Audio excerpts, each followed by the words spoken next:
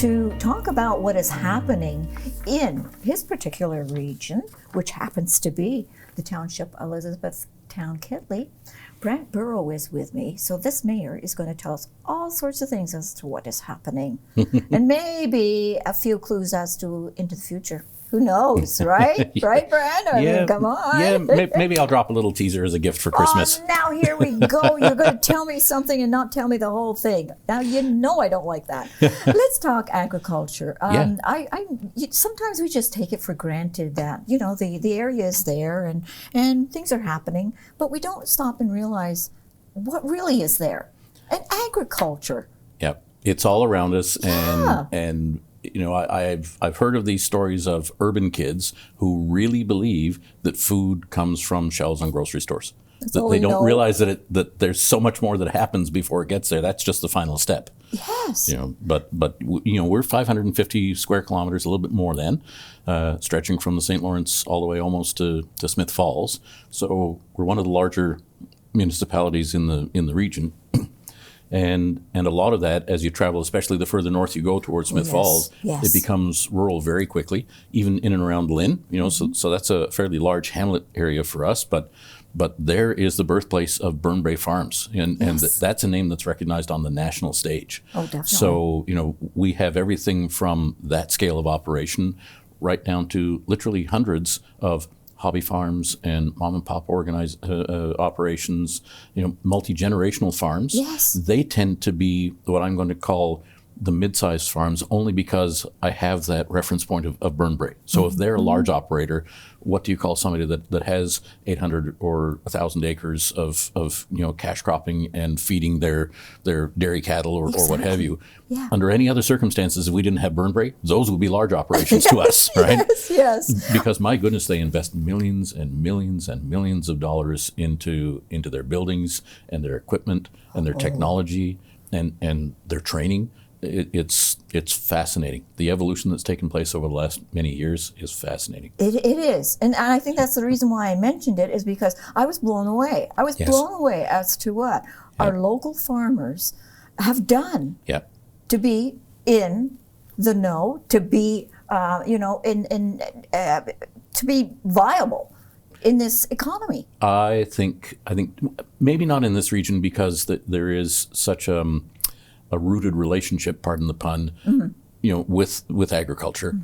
But I still think that there's a segment of our population in the region that unwittingly undervalues farmers and their intellect and their acumen. Oh, yeah. You know, these are very smart business people. They are. And I know that firsthand. I have two of them sitting as counselors on my council. Oh, okay. And the perspective that they bring to the table is very broad, because they have that lived experience in a hard life, but they are on multi-generational farms. Yes. They've been, and that doesn't happen unless you've been successful on the business side of things, because you can only live on fun and hope for so long, and then you have to pack it in if you don't know what you're doing. And clearly, you know, these two know what they're doing. Good. Let's talk about some of the business parks, because you have a few business parks. Yeah, well, so the main one that we have is between Tincap and Spring Valley. Yes. Depends on who you speak to and where they live. If you talk to somebody in Spring Valley and you call it the Tincap Business Park, you'll see a certain expression come across their face. But the converse is true. If you talk to somebody who lives on Kilkenny Road, you know, right in the heart of Tincap, and you refer to it as the Spring Valley Business Park, right, same type of thing. So there's our main business park sort of north of Brockville, let's put it that way. And we had sold out the remaining lots a few years ago, but that park has a lot of history with it. It's more than 40 years old, and a lot has changed in terms of environmental studies and planning approaches and that type of thing. So once we actually got the properties sold and into ticking off the conditions on both sides, there were a number of things that had to be updated. And so I was really hopeful that by now I would be saying, hey, look at all the building activity that's going on those lots. And really, the only thing that you see sprouting up there are weeds still right now. But it will happen. Oh, though. absolutely, it will happen. Yes. So a little bit frustrating to be delayed, but I understand, and you know, I have to be philosophical about it. I really have no doubt that in the coming year we'll actually start to see, you know, some jackhammers there and buildings starting to go up, which will be great for our local GDP. It will be great for our tax base. Yes. So it has so many spin-off effects. So really excited to see that come to fruition. Good.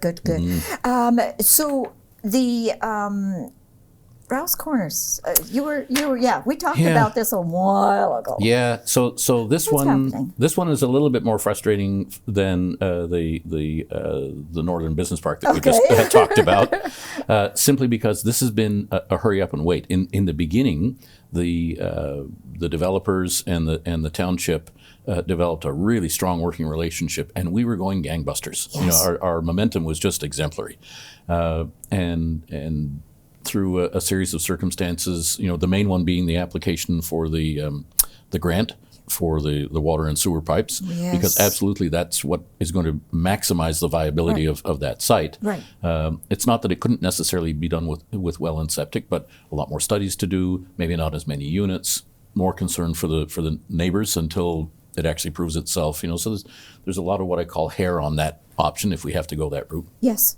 So we really pegged our hopes on the water and sewer pipes, and of course there was the grant opportunity. So that just played out the way that it does with its provincial timeline, and unfortunately we were not successful in the first round. Okay. And that's the bad news. The good news is, there's a second intake. Yay. And so Good. we stepped up to bat again. We've taken another swing. Good. And for all the right reasons, because each intake has a certain focus, and this is what we've come to understand. And for all the reasons of the particular focus that the second intake has, it made more sense to decouple from Brockville, whereas the first time we had partnered Yes. and we made a joint application. Now it's in our best interest for this intake to be on our own. Right. And it's a symbiotic relationship, because Brockville will do better to wait for the third intake based on information that we have. So it was a congenial parting of the ways temporarily. They're every bit as excited to continue partnering with us to provide the commodity once we actually get the pipes in the ground. So Rouse Corners is a story of hurry up and wait. Yes. No real problems at this point, but the application has gone in. There's no specific date that I know of when we're going to hear back. So I'm going to say by the springtime. Okay. Could be early spring, could be late spring. I really don't know at this point. So now we wait. So let's hope. Yes, yeah, exactly. Let's hope that. I guess the clear message is that one way or another we're going to make this work. Oh, yeah. I just don't know exactly when. No. Yeah. Well, it's big. It's not some just a couple of houses. Yeah. We're talking. Yeah, big. and there are certain things that we can't control, right? These government processes are not levers that we have our hands on. We can't pull them. And so I have somebody passed along to me a number of years ago a comical adaptation of the Serenity Prayer, and so it goes something like, "Give me coffee to power through the things over which I have control, and wine to help me deal with the things I can't." So there I you like go. it. That's cute. Yeah. So your council seat that was vacant, has it been Yes. filled now? Yes, just recently we have one remaining small technicality to deal with, but we had 7 people come forward and express an interest. So a very robust participation from the community. We thought that was great. Yes. And so they all made presentations to us a couple of weeks ago. And then just a couple of days ago, we had our council meeting and did our rounds of voting. Right. And in the end, Dan Downey was successful as the candidate to sit in the no longer vacant seat. Yes. And so the only thing that remains, and we'll do this at our next meeting coming up shortly, is to execute his oath of office. Mm-hmm. And we'll do that right at the beginning of that meeting, and then he'll hit the deck running. We'll go right into our committee meeting, and we're back up to full strength around the table. Let's talk a little bit about the Gori Shanker was here. Mayor Gori Shanker was here yesterday, and I was talking with him. Sure. And we were talking about medical and the team that's in Prescott. Yes. Is your region involved in helping the team that's there? And No. Are you involved in helping to recruit any physicians Boy. to the area? Yes. Me personally, Yes. not in my township capacity, but Okay. in as mayor, I have a role at the council county level, the upper tier level. Yes. And so there's been quite a lot of discussion at the United Counties of Leeds, Granville, and the three partner municipalities, Prescott, Gananoque, Brockville. Right. And we had a presentation by a sort of a dynamic duo, Sherry Fournier-Hudson Yes. and George Smitherman, both with a long list of credentials to be stepping up and doing what they're doing now. So I think everybody's council was very intrigued at the distinct way that they're approaching that. The problem with just offering doctors money directly as incentives is twofold in my mind. Essentially, you're bonusing a business, which under any other circumstances is not allowed in the Municipal Act. And the other thing is that you end up competing against each other. Mm-hmm. So if we end up successfully stealing a doctor from Belleville, right? Yeah. Then great for as long as that doctor stays here. But if that doctor was wooed away from Belleville with the right dollar amount, then we are vulnerable to somebody else who has deeper pockets than we do, saying, you know what, I like that fish. Exactly. And away it goes, right? Exactly. And then the pond is empty again. Yeah. So there's an overwhelming attitude locally that's not the solution. Maybe other areas are using that as a tactic, but that costs taxpayers a lot of money, right? And we just don't like that approach. This approach is very different. The money that's being spent is not directly on the doctors themselves. It's the process of ensuring that they're rooted into the community, so that the transition from wherever they are, and this is typically out of country, yes, from other countries where they can't find enough work. Yes. So it's not like we're doing the same thing that we're against locally, but on an international scale. We're not stealing from areas that need and want the doctors. We are going to areas that have similar type of training to our Canada, area. yes, That's right. yeah. Mm-hmm. And so their credentials will be recognized, very quickly. They go through a vetting process, so people don't have to worry about that. Right. So it's sort of a win-win. They can't find work and they want to, Where and they're they trained, are, and we desperately need them. So let's get them here. But that's a big move.